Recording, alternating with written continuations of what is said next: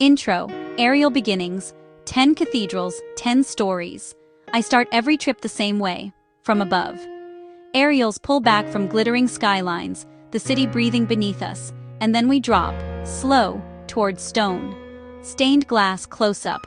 Join us for epic sights and travel tips at the world's most breathtaking cathedrals. You'll see St. Peter's Dome rise like a promise, Gaudi's bones unfolding into color, and the onion domes of Moscow like splashes of paint against snow. This is a tour that's equal parts architecture, history, and small practical things that make travel smoother. Chapter 1, St. Peter's Basilica, Heart of Rome. We land in St. Peter's like you land in a story everyone knows but few fully feel. The square opens up Bernini's colonnade, wrapping the world in stone. You step inside. The scale swallows you. The nave stretches light filters through curated windows, Michelangelo's Pietà, carved from a single block. From below the dome, the interior feels like an ocean. Mosaics and frescoes layer meaning and time on every surface. The dome is a machine of vision. Looking up, you see both heaven and human craft. Climb the steps, take the elevator. Rooftop panorama readjusts your sense of Rome. Trip tip, climb the dome for panoramic Rome shots. Visit the Vatican museums the same day, and pre-book to avoid lines. Time and early morning mass, low light, and fewer bodies give you room to breathe and better photos. Colonnade at dusk, soft light on faces, and the city hum returns like a soundtrack. If you're shooting video, steady gimbal shots of the nave with a slow rack focus from statue to ceiling will give you cinematic depth. Barcelona's Sagrada Familia feels like a dream someone built into reality. Gaudí took nature, geometry, and faith, and folded them into a cathedral that still grows, a construction site and masterpiece at once. From the outside, the facades climb like trees, textured with stories carved in stone. Inside, columns branch like trunks and daylight pours through colored glass like filtered forest. The interior is a riot of color and structure. Stained glass palettes that shift with the sun, vaults that seem to float, and details that reward close inspection. Gaudí's use of light turns the whole space into a slow-moving kaleidoscope. Stand still and watch color crawl across marble and mosaic. The towers, when finished, will be Barcelona's spines. Pre-book tower access and time it for sunset if you can. Trip tip, pre-book the tower access for skyline views. It's one of the best ways to understand Gaudí's relationship with the city. Take a guided Gaudí tour to decode the symbols. He hid ridiculous amounts of meaning everywhere. After the Sagrada, wander to Park Güell to see his other experiments in color and form. On a practical note, photograph from the crossing to capture symmetry and use a wide angle for interior shots. Tripods are restricted, so plan handheld or fast glass. Try to go midweek or very early. Lines can be epic, and the building is a pilgrimage for architecture lovers. You'll want to linger in the sunlight near the altar. The colors feel intentional, like someone staged a daily performance. And when you leave, glance back. The facades change as you move. It's architecture that evolves with your angle. Chapter 3, Notre Dame de Paris, Gothic Echoes.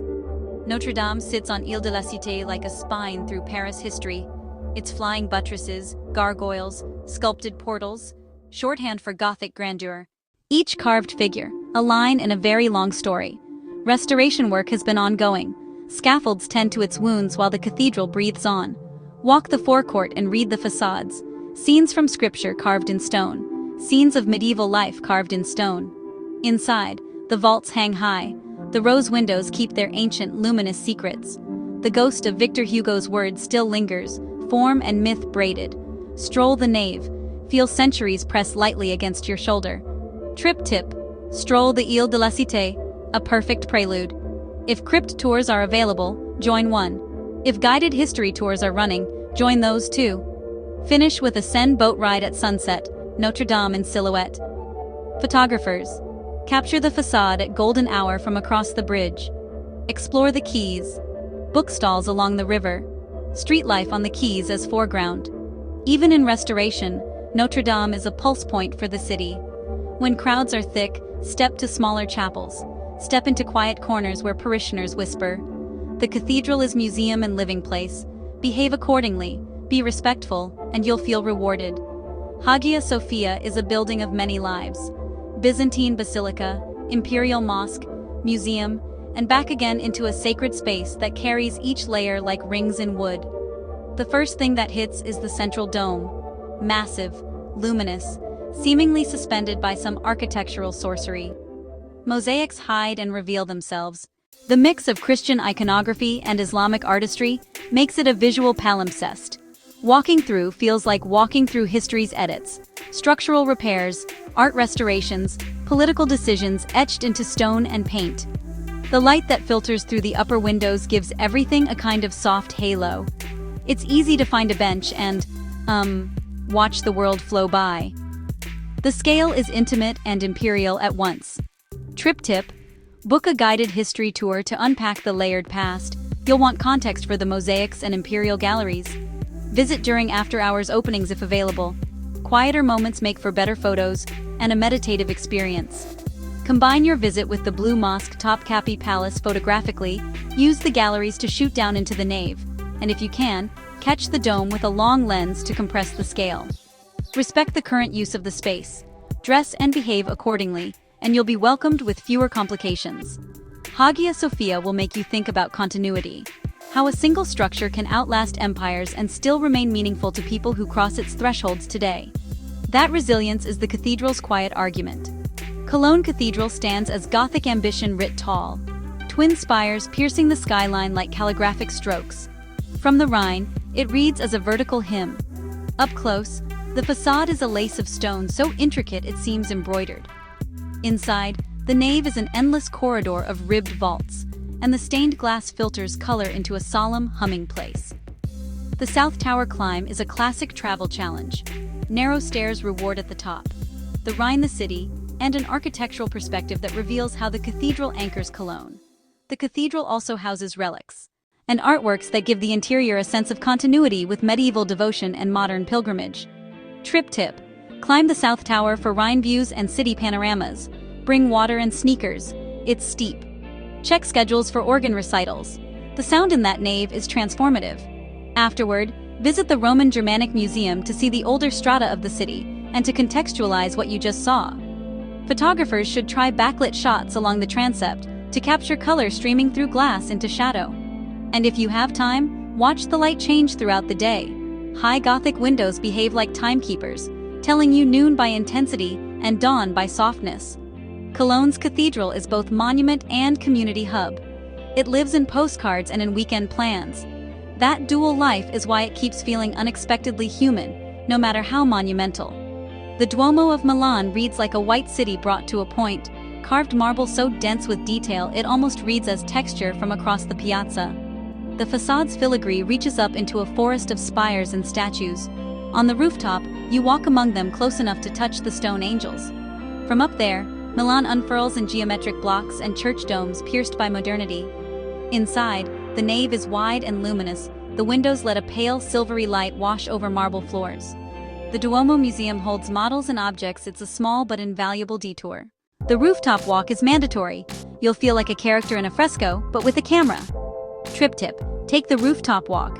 Steps, elevator spires, and statues up close, sweeping city vistas. Visit the Duomo Museum to understand craftsmanship. Time your visit for late sun on the facade. Don't skip nearby Galleria Vittorio Emanuele for a coffee and a reflective break. For visual storytelling, low-angle marble details, rooftop silhouettes at sunset. Keep an eye on weather. The Duomo's whiteness reacts dramatically to cloud and light. This cathedral balances the theatrical with the devotional. Public stage and a stone hymn. That paradox is what makes filming and visiting feel alive. Chapter 7. Seville's cathedral is a study in weight and rhythm, an immense Gothic nave that rose from a former mosque, La Giralda, a minaret-turned-bell tower. The nave is enormous. Chapels line the sides like private rooms. The scale makes the everyday feel ceremonious. Moorish geometry in La Giralda's bricks and windows, a cadence unlike Western bell towers. Light pools in chapels, shadows carve the aisles. Columbus's tomb, debates and photo ops, decorative wealth rewards. Slow walking, climb La Giralda, a gentle spiral up panoramic views of tiled roofs and orange trees. The climb is wide and almost leisurely. Trip tip: climb for city panoramas and the Moorish Christian mix. Explore the Alcazar nearby, end in Barrio Santa Cruz, with flamenco wear comfortable shoes. Seville invites walking capture light procession through the nave, tracking shot. Use Giralda ramps for a steady ascending time-lapse. Orange tree courtyards make excellent transition. B-roll Seville's cathedral is a cultural crossroads, north and south stone and tile, song and silence. That energy is palpable. Slow down to film it. Chapter 8. Chartres feels like a medieval heart with a modern pulse. The stained glass here is often called the jewel of Gothic art. The colors are so pure they almost seem manufactured by sunlight. The twin spires frame a facade rich with biblical storytelling, but inside, the glass takes over, telling stories in panes and washing the floor with jewel tones. The labyrinth in the nave invites a different kind of visiting: slow, contemplative, deliberate. Walking the labyrinth is an exercise in quiet. People move differently here, softer, and with purposeful slowness. The stained glass interpretation tours are worth it. The symbolism becomes clearer when explained. Medieval color palettes come alive with context. Chartres rewards attention and patient looking. Trip tip: join a stained glass interpretation tour to decode the windows. Walk the labyrinth for a meditative moment. Linger in the choir to hear how the stone shapes sound. Explore the old town markets afterward. Small shops make a perfect counterpoint to the cathedral's scale. Shoot mid-morning for best internal color contrasts. Avoid harsh midday sun that can flatten the panes. Use a longer lens to isolate glass details. Use a wide shot to show the labyrinth's geometry. Respect the silence. It's part of what makes Chartres special. The cathedral feels like a meditation on color and proportion. Chapter 9. St. Basil's is one of those buildings that looks fictional until you stand next to it. Its onion domes are sculpted like confectionery, colored and patterned with a bravado rare in sacred architecture. Set against Red Square, the cathedral's silhouette is an icon: asymmetrical, exuberant, unmistakable. The interior is a series of small chapels, each intimate and richly decorated, and the whole building feels like a labyrinth of painted rooms. From the outside, photograph it from multiple Red Square vantage points. Each angle changes the dome compositions and the interplay with the Kremlin. Inside, light is scarcer. The colors are more about surface and paint than stained glass, so focus on detail. There's a sense of theatricality here that's both joyful and slightly surreal. Trip tip: photograph from multiple Red Square viewpoints at golden hour when the warm light makes the colors sing. Visit the interior museum to learn about the building's history. Combine your day with a Kremlin tour for historical context. Be mindful of changing regulations around photography and access. For video, use slow push-ins on dome patterns and tight cuts between chapels to convey the cathedral's collage-like nature. A wide lens on a calm day will help you capture the full composition without crowds. St. Basil's is a reminder that sacred architecture can also be playful, a political and cultural emblem that still delights like a child's drawing made monumental. That's why people keep coming back. Chapter 10. Sacré-Cœur crowns Montmartre like a luminous compass pointing over Paris. On the steps, the city becomes a stage. Sit, sip, and watch Paris wake. The travertine skin stays bright after rain, a white beacon against shifting skies. Inside, the mosaic glows like a quiet sun. Step softly and let the space slow your pulse.